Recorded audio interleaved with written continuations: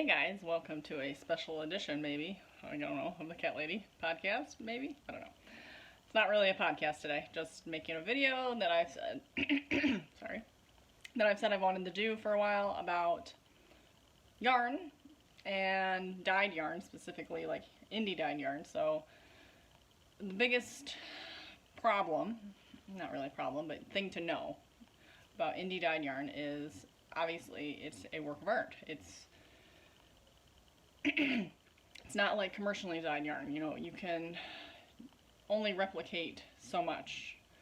The way the yarn sits in the pan, the way the water temperature is, how much citric acid or vinegar puts in, how much of the dye adheres to certain places. It's never going to be consistently the same. So when you're doing your projects, the dyers will always say, you know, alternate skeins if you order enough for your project, because if you have to come back and order more, it's not going to be the same. It's going to be the same, it's going to be similar, but it's not going to be the same. Even the yarn in the pot. I mean, I've already seen this, you know, when I'm dyeing 2 or 3 at a time, you know, one might take up more of the color than the other, or one's going to be a little more speckled than the other, because I mean, it's an art. It's an art. So, I mean, that's really all you can say, is it's a form of art. So, you know, no two are alike, 100%. No two are alike. And of course, if you dye them in the same batch, they're going to be very similar, because you're eliminating a lot of the variables, water, acid, the way the dye is, you know, used. So they'll be similar, more closer. But then if I do a second batch, or even a different pan, you know, it might be, you know, if I'm doing, you can fit about 4 in a pan. If you did 2 pans together, it's still going to be different. The heat might be different on the different burners, and you know, sometimes one burner gets hot before the other one if I'm using a double-sided burner, and there's just way too many variables to really consistently, you know, be able to 100% replicate something. So we'll start with that. But in general, I was thinking of, when you look at yarn, how can you tell what it's going to knit up like? And of course, there's a lot of variables in that, because it's going to knit differently for everybody. It's going to knit differently depending on your gauge, depending on the project, depending on what needle sizes you're using, and you know, increases, decreases, stockinette, garter. I mean, there's just so many factors. So when you say, you know, do you have a swatch, that swatch is going to be very specific, particular to my hands knitting on a certain size needle in a certain mood, because we all know, you know, if you're really stressed out, you might knit a little tighter. So that's all. And it's like, is it garter? Is it stockinette? Is it crocheted? I mean, there's just so many different variables, and I have a very, very good example to show you of that. So we'll get to that in a little bit. But in general, like, how do you know if it's self-striping? How do you know if it's going to be variegated? How do you know if it's going to be gradient? By just looking at the skein. Is there a way to know? I mean, without the dyer explaining it and telling you. And now on my listings, everything I show here is yes. Almost everything I'm going to show is available at thecatlady.com, www.thecatlady2tees.com. Some things are not, but I will get into that. But I have some samples of like a variegated, and what it looks like when you reskein the variegated, and what self-striping looks like, and what gradient looks like, and it's interesting to see how similar some of these look. So unless the dyer or the yarn store explicitly knows, it's really hard to tell. And I'm not sure, it's really just not simple to tell unless you like take the whole thing apart and start like really looking at it. So let's start. So most common is a variegated skein. And let's see. And when you see it right out of the pot, it doesn't look variegated at all. It looks amazing blocks of beautiful color all together. So this is Summer Fun. This is on my BFL base. So this is Summer Fun on BFL. And that's a whole nother thing we can go into too. So different colors look different on different bases. I mean, for the most part, these look similar colors. And this is a merino base, this is a BFL. But when you get into like superwash and non-superwash, those take up color so much differently. So, but we don't need to really go into that, I guess. But this is a variegated color. So when you open up, when you see the skein, and you see how it was dyed, you can see there's a big chunk of purple, followed by a chunk of pink, followed by a chunk of orange. Now, in your brain, you might think, oh, this is going to be like a gradient. You know, you're going to start with this orange and move into pink and go into purple. Because in your brain, that's what it looks like right here on the skein. It looks like it is a gradient on the skein. But if you really think about it, okay, so you now have a 1 foot length of orange, followed by 6 inches of pink, followed by a little more than a foot of purple. So that's going to equate to what? You know, like, say you get 8 stitches per inch, so 8 times a foot. 8 times 12 is something. I don't do math very well in my head, so, but you know, you get a few dozen stitches in that, and then you've got, say, 40 stitches of pink, and then another 100 stitches of purple. So, and it's going to keep going, you know, alternating that configuration, depending on your gauge, depending on your needles, etc., etc., etc. But in general, you're going to get just these small, you know, you're not going to get stripes. You're not going to get, yeah, because then that's another confusion, like, oh, this is going to stripe because you have these big blocks of color. Well, it's not big enough. A block of color for self-striping needs to be like 80 feet long, not 1 foot. So this is going to be variegated. And so then what I like to do with some of them, not all of them, but I like to reskein them. So to reskein something is, okay, so this is a certain length. The skein is a certain length. So you put it on your on a Swift or a reskeiner or whatever you can do, and you make it like a foot longer, or not even, you know, you can even make it like 6 inches longer. So then you re-twist it around in the circle, about 6 inches longer than this one. So say this is, I don't know, I'm not going to guess how long this is, but you make it longer. And then, so it redistributes the color. So this is the same color, dyed at the same time. Yep, this was in the same pan, but this is on the DK base, so this is DK weight. But this is the same one. Oh, and I got another example for that too. And these are exactly the same. And you can see the difference in the skein too. So this is 80s hair scrunchie on the merino nylon. So these were dyed together, and I reskeined one. So you can see this one is just a tad longer in length when I retwisted it up. So this one's a little bit longer, so it redistributed all that color around. So this is what it's going to look like knit up. So when you look at this, and when you look at this, you can tell it's variegated because there's smaller splashes of color. So this you can kind of tell. When it's something with like the big chunks of color, that gets deceiving because, again, you feel like there's going to be big chunks of color, which there would be bigger chunks, but compared to like this is going to be like, you know, 3 stitches of blue, 2 stitches of yellow, 5 stitches of green, and then repeat type thing, because there's smaller chunks of colors. But when you reskein it, it's a little longer, and it moves all those colors around. So this is what it's going to look like knit up more. And this is what this is going to look like knit up more. But then, when you look at this, and you look at this, you think, okay, well, they're both the same, right? This is variegated too, right? Wrong. This is self-striping. And for self-striping, you have to, it's going to 100% look like this, unless the dyer rolls it up into a little ball, which they call a gobstopper, which has all the little stripes are all neatly organized together. But if it's in a hank, skein, whatever you want to call it, it's going to look like this, because to do self-striping, you use a special tool, either a warping board or a bunch of chairs, and you wind out like I said, a loop that's like 60 feet long. No joke. And then you dye the sections of yarn in your striping colors. So now if I look at this skein really closely, and you know, if I start to really try to investigate, I guess, you can see, you know, there's chunks of color here that there's like 3 or 4 strands of burgundy. There's a good 3 or 4 strands of yellow that are all next to each other. So, I mean,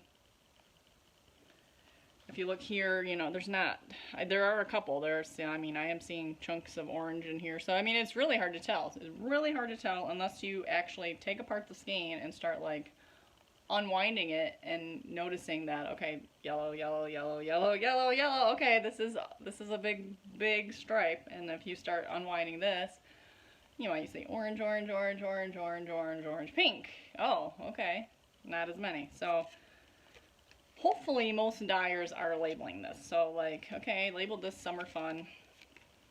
I mean, I didn't say it was variegated, but I didn't say it was self-scraping. In the listings online, I do have a description of how things should potentially knit up. So I will say this is a highly variegated yarn that will knit up really depending on your project.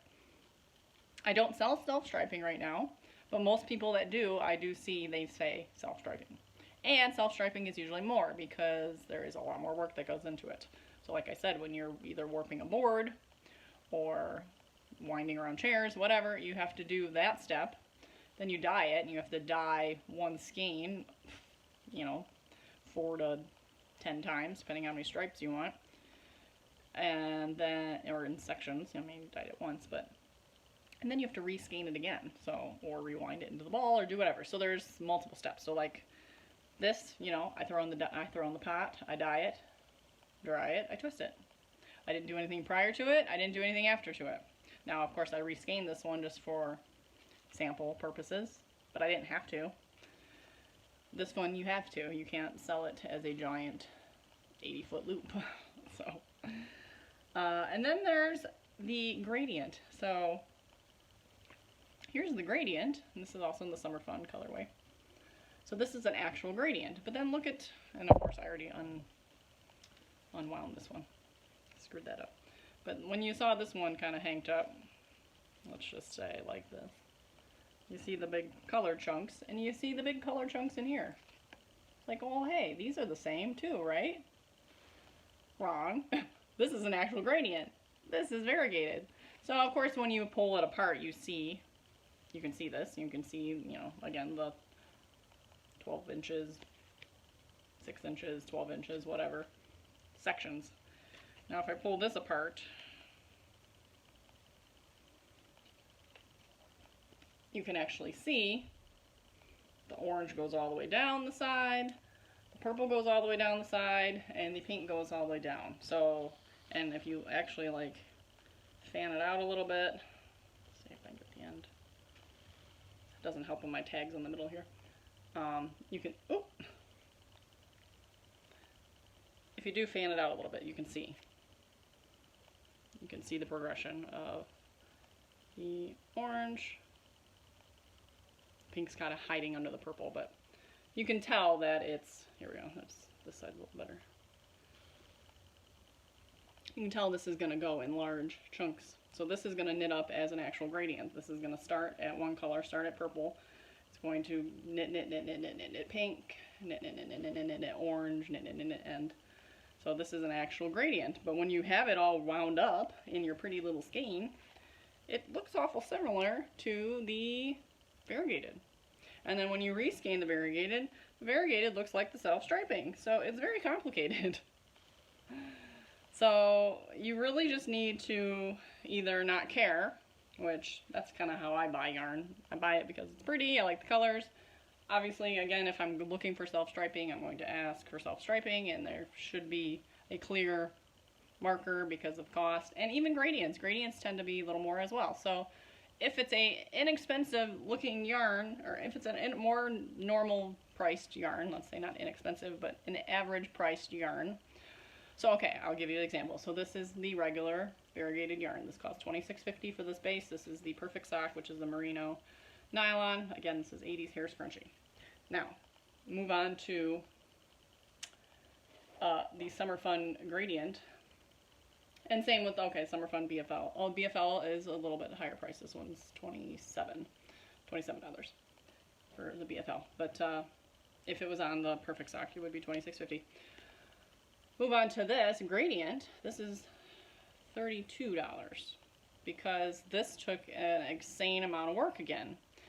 Now, there's different ways to do gradients, and the way I did it, I used a sock blank to start, and then so it required a lot of extra steps of dyeing and then unraveling and reskeining, and But in general, gradients are a lot more work because you have to split up the skein the same way you split up self-striping. You have to split it into three sections or however many colors and dye them in individual pieces, or use a blank and dye them individually. There's just a lot more intensive work that goes into it. So it costs more money.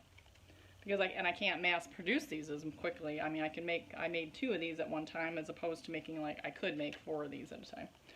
Or more if I had, a lineup of pans, I could make half as much at one time compared to something simple.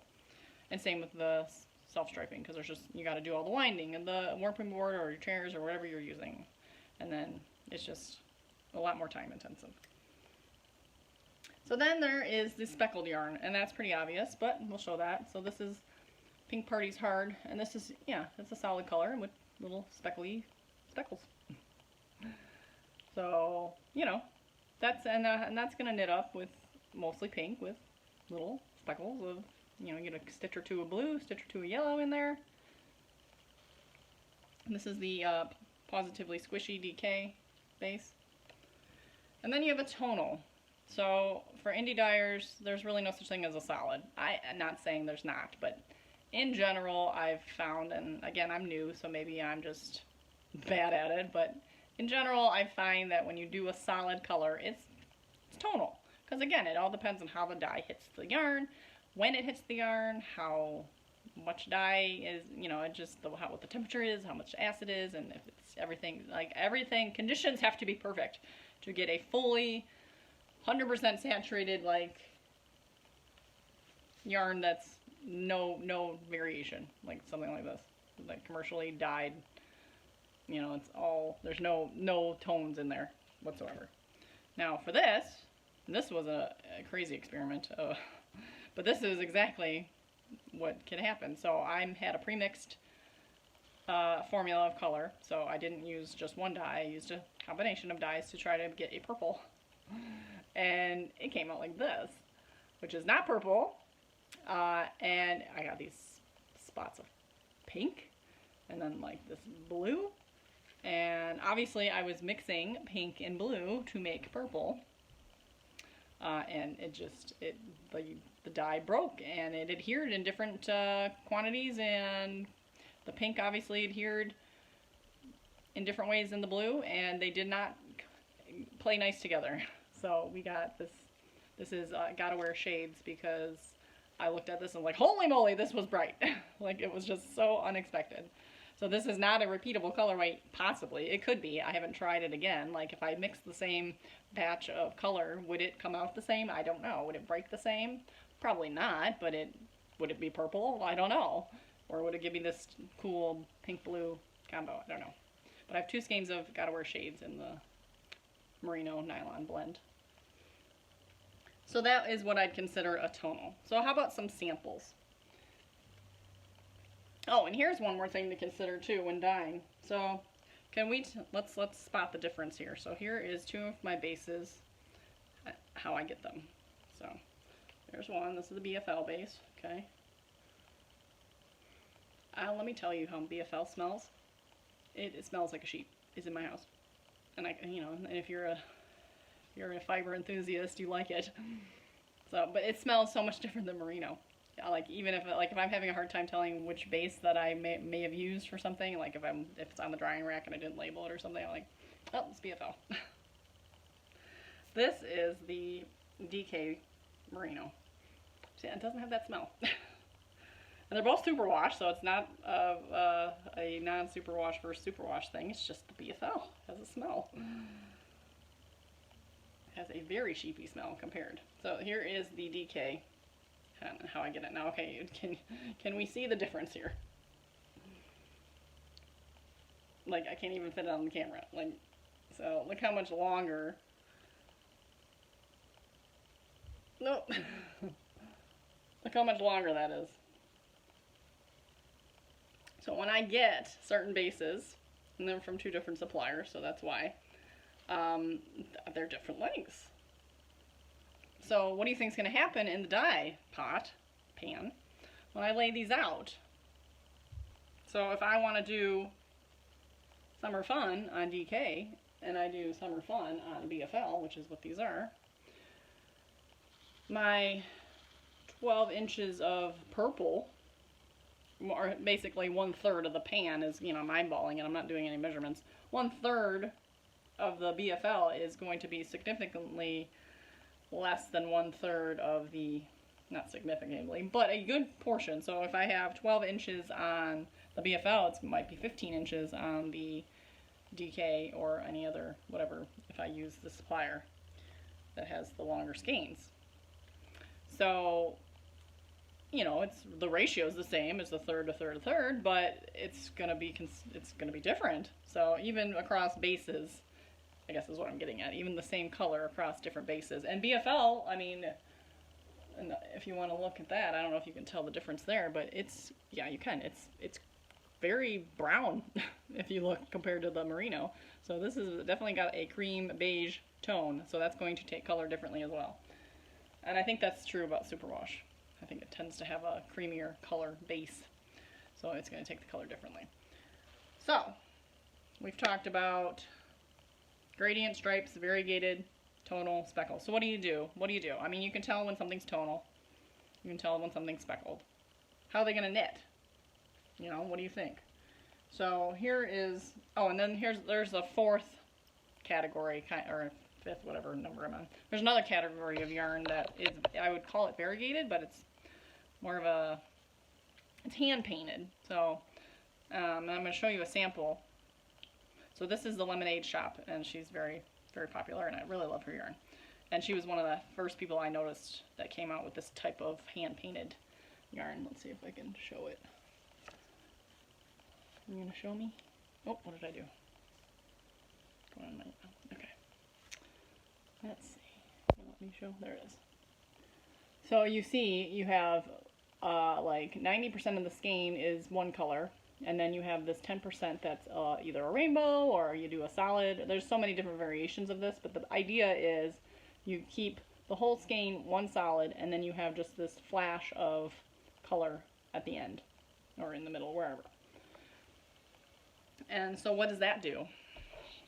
So it's variegated because you're going to have, and it's almost like a combination of variegated versus speckles. So the first project I did with that yarn, so this yarn saw a lot of projects. So the first project I did, and I frogged it, was the sugar maple hat. And it's kind of like a slouchy or sock head, similar to a sock head hat, but not the same. But this is what that yarn did, and it was impressive, but I hated the hat, so I didn't keep it. I frogged it. But look at that. So that is some flashing or pooling. I don't know if you want to call that flashing or pooling, but basically, the yarn, the way it was knit on that gauge and that pattern and my needles and whatever I was doing, all that chunk of color was depositing pretty much in the same spot and then created this weird spiral. So that's the front of the hat, or that's the one side of the hat. And that's the other side of the hat. So it literally like spiraled around. It was so bizarre. I thought it was cool. I liked it. It looked like, you know, a lightning bolt. So I thought it was fun. But I hated the hat. It just sockhead hats and those style hats to me look like floppy unmentionables on the top of my head. So they just don't work for me. A lot of people love those hats, but I just do not. So I frogged that and I said, okay, this yarn needs another project. So then my second project was this little Keyhole Scarf. And this did what I expected it to do. This did what I thought the yarn should do. You know, this is what I expected from the yarn. Like this, you know, all the solid gray, black color with these deposits of rainbow. It's actually kind of cute with this. I always try to figure out how to wear this because I've never really worn it out because I don't ever know what kind of shirt to wear it with, but that's kind of cute like this. I think I might have found I think I just need to wear it with a sleeveless top. So like, or like, you know, maybe even a, yeah, I don't know. So if I had like a sleeveless sweater vest and then a shirt like in the winter, because I mean I wouldn't want to wear it now because it's 90 degrees out, but it's kind of cute. Anyways, this is the key. Oh, what is this? Oh, I should have wrote this down. This is it's a Keyhole Scarf. It's in my Ravelry. It's a free pattern. So if you are interested, I will try to link it down below. Actually, anything I show off, I will try to put in the down below bar.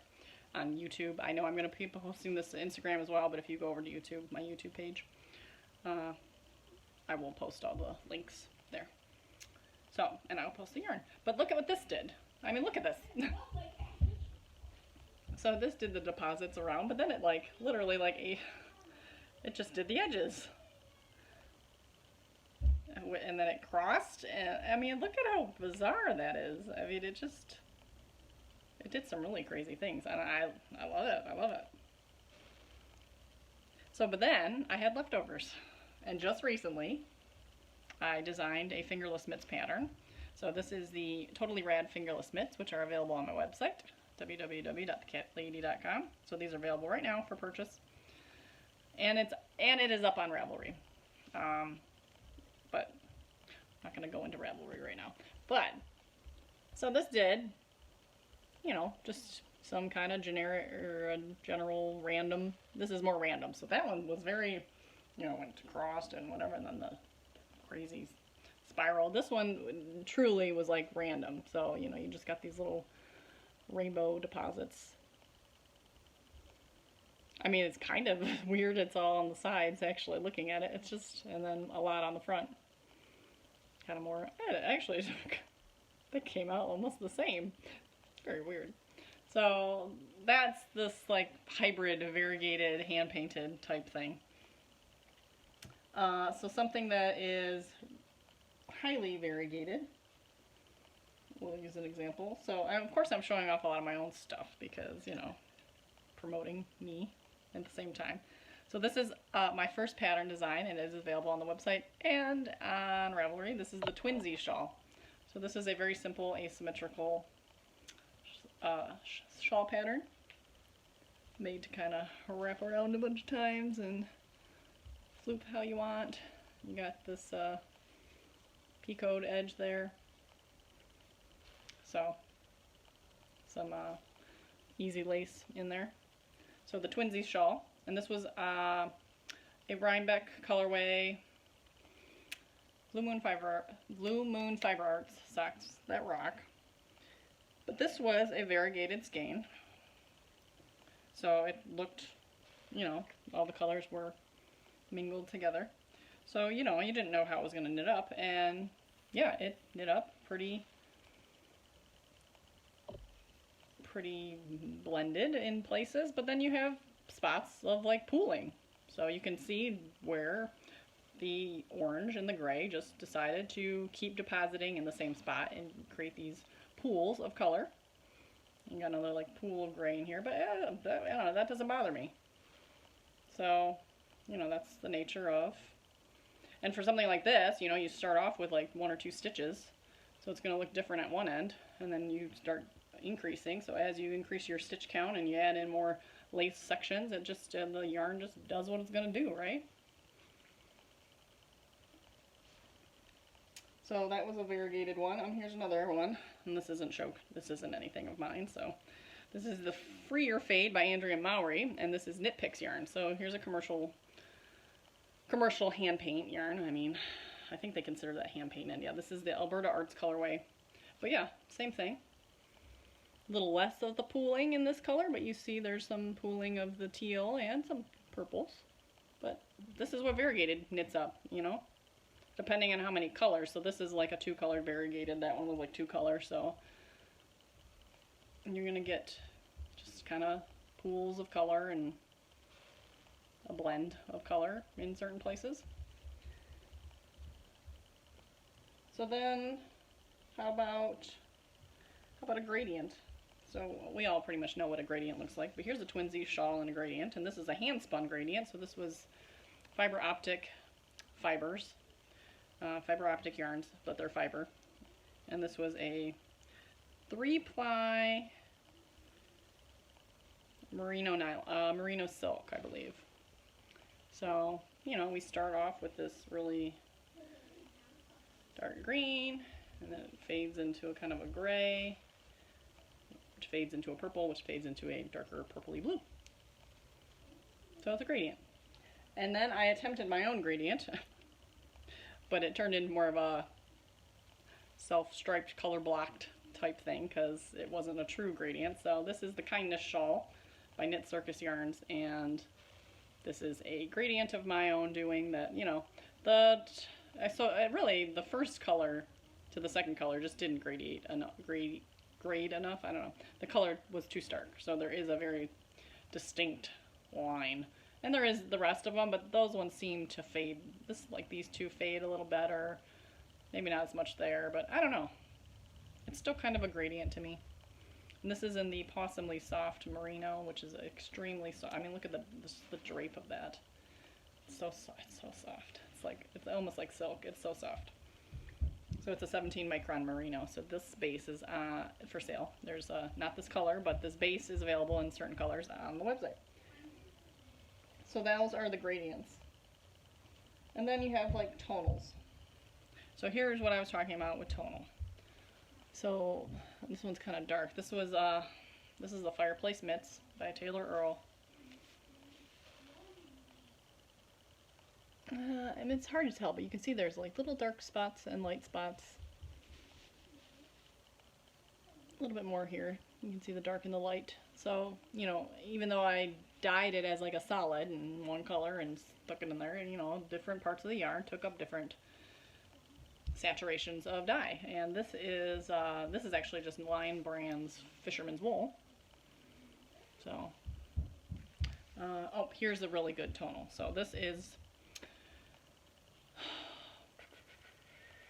I can't remember the yarn name now. Sun Valley Yarn Co. I will put everything down below. And this is the Totally Rad Fingerless Mitts. This I made for Emily. She picked out the blue. And Sunrise Fiber Co. Right? Sunrise Fiber Co. I think. But look at that. I mean, this is a true tonal. So this is a blue. This is blue. You'd say it's blue. It's called like blue denim or something.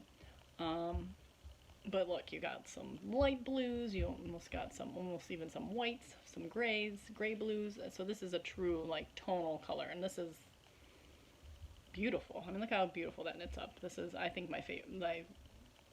I think tonals might be one of my favorite kinds of yarns. I mean, I need to do more of those because these are really nice.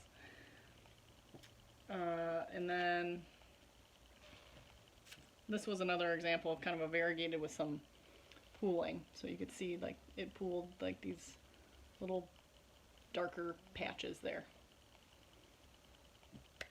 So I think that's it. Oh, and speckled. Okay, so the last one. So the last examples I'll show, and this is a project I'm working on right now. So this is the Sunflowers colorway on the BFL base, and you see it's mostly yellow with little splotches of greens and dark browns. So when I knit that up, and that's what it looks like. It's a mostly yellow project or shawl with deposits of green and dark brown. So speckleds are definitely a second favorite. This one's a highly speckled color, and I love it. It's one of my favorites. This is the Doodler Shawl by Stephen West, and this was done in my Moonberries colorway. So it is a, you know, speckled yarn of berry and navy, and it was heavily speckled. So, but look at, I just love how this came together. This really came together really well. Not only is it a cool pattern, but the yarn really worked. And then, you know, again, this is a tonal berry color in there. You can see there's variations of light and dark.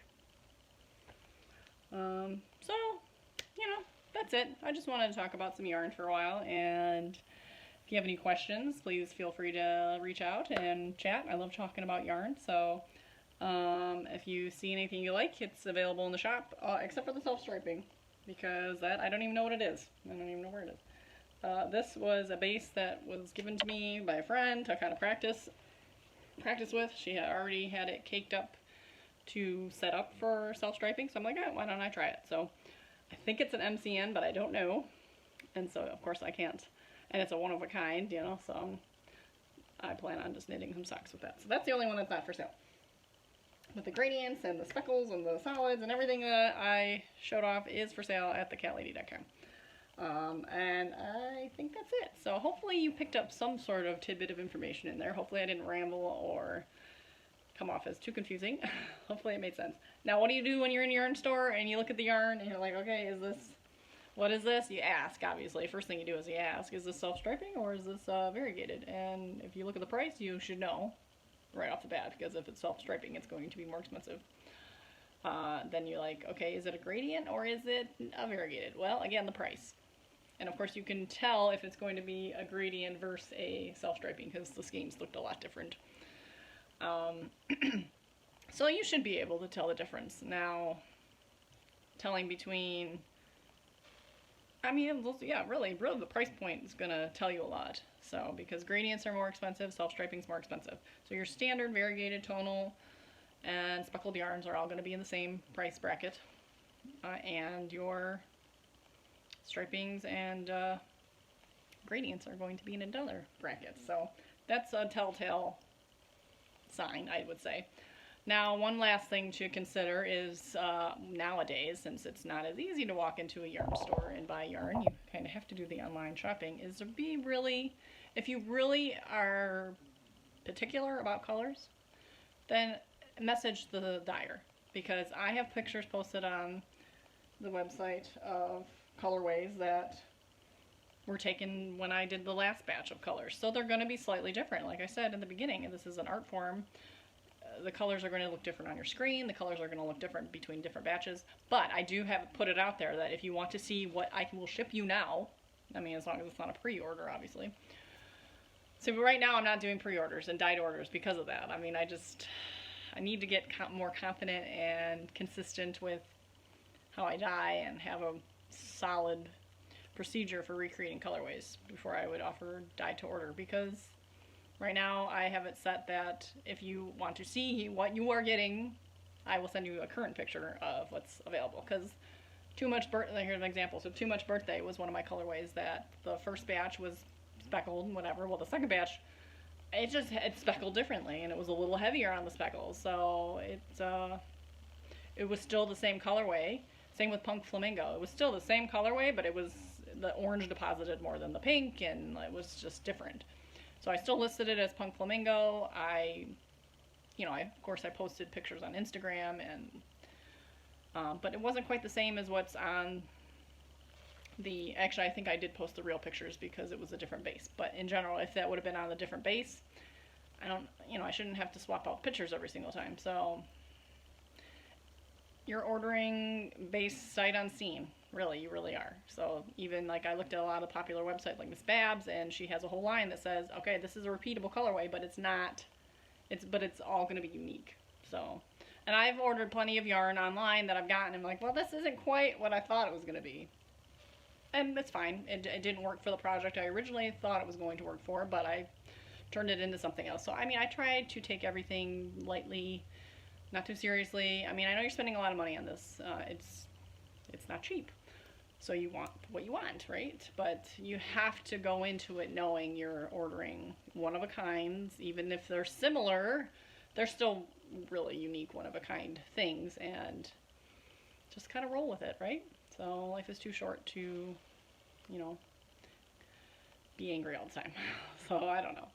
With that, I will let you go, and thank you for watching. And I hope you picked up some kind of tidbit of information from me, and if you have any questions, please feel free to drop me a line. So you can see everything at www.thecattlady.com. You can follow me on Instagram as The Cat Lady, and you can email me at thecatladydesigns@gmail.com.